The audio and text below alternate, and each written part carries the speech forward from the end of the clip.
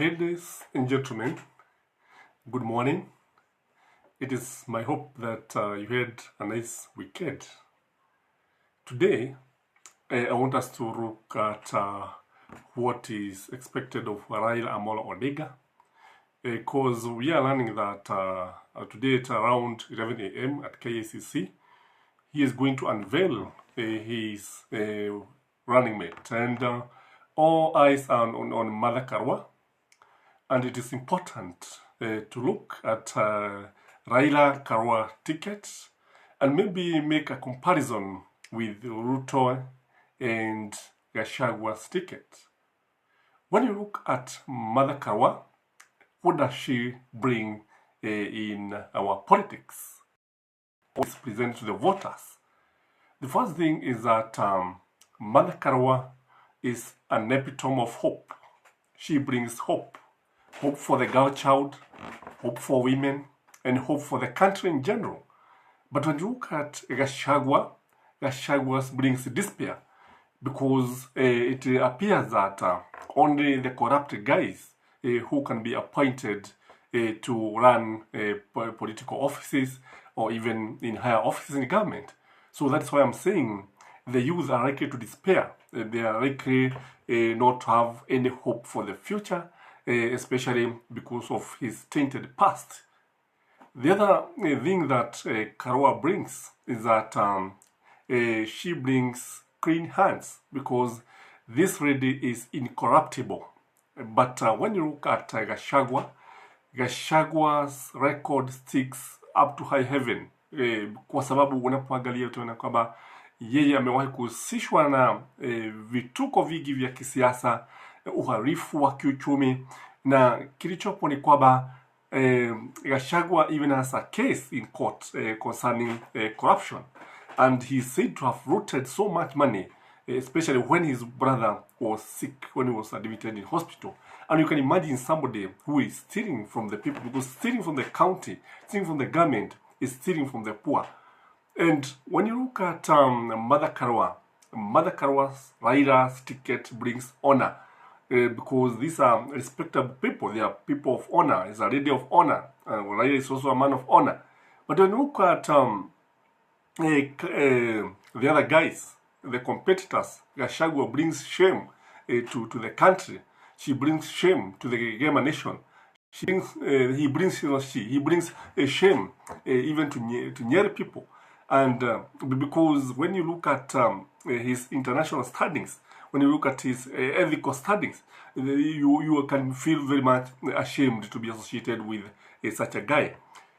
KARUA brings synergy. That is a combination of Raila and KARUA and Kina Sabina Chege and others. You see energy in motion. And what is expected is that you see the campaigns will become very, very rivalry. Tangu ajiunge na Raila, tunaona huu ni mama, ni mwanamke ambaye hajawahi kupumzika hata siku moja. Kila wakati tunamuona akipiga debe Raila, and even going to campaign alone. I remember there was a time she was in Kirinyaga alone. So she brings a lot of synergy.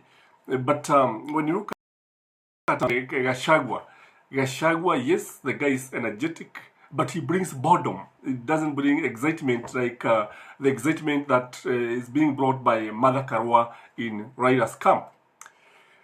KARUA also brings experience in Raila's camp. Ukiangalia KARUA ana ujuzi mwingi, ana umilisi mwingi. She has worked as a minister of water. She has worked for the minister of justice. Na amewahi kuleta maendeleo mengi, amewahi kuhusishwa na mambo mengi. She has been an MP. Unlike GACHAGUA, who brings inexperience, just one time MP.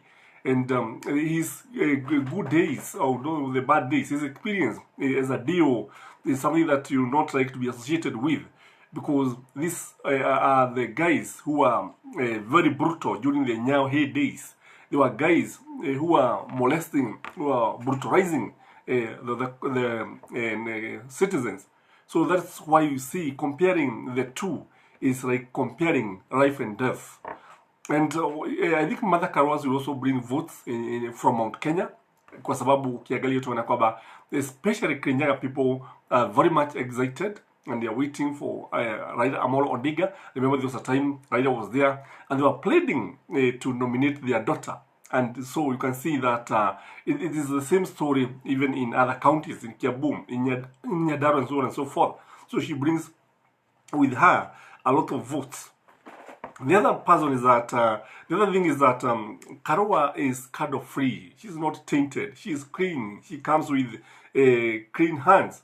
Whereas her competitor comes with tainted hands, hands full of blood, stinking so much.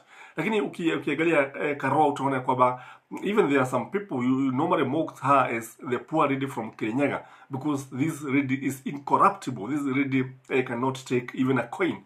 And when you look at her, she's a modest lady, and she is a person who lives within her means. When you look at Mother KARUA also brings women votes, and this is very, very important. That is why you find many women groups, many women associations have endorsed her candidature. And this is a true contrast, a total contrast of Kenya Kwanza, which is very allergic to women, because ukiangalia utaona kwamba tiketi ya Raila na KARUA ni kitu ambacho kinavutia hata wanawake wengi sana. Lakini ukiangalia the other side, it is, I'm saying, it's very allergic and can only repel women, kwa sababu kilichopo ni kwamba they seem not to have much respect, much care for women. The other things that she brings is reform credentials. She has been associated with the reforms, and they have been on the trenches with Raila Amolo Odinga. Contrary to the others, who are jokers, and the guys are not known for any reforms. For example, even Ruto has never done anything to Kenya, because when you look at Ruto is one person who was opposed to the current constitution. When you look at KARUA and GACHAGUA, the person who was used by Moi to terrorize Kenyans. So you can see the two are very, very different.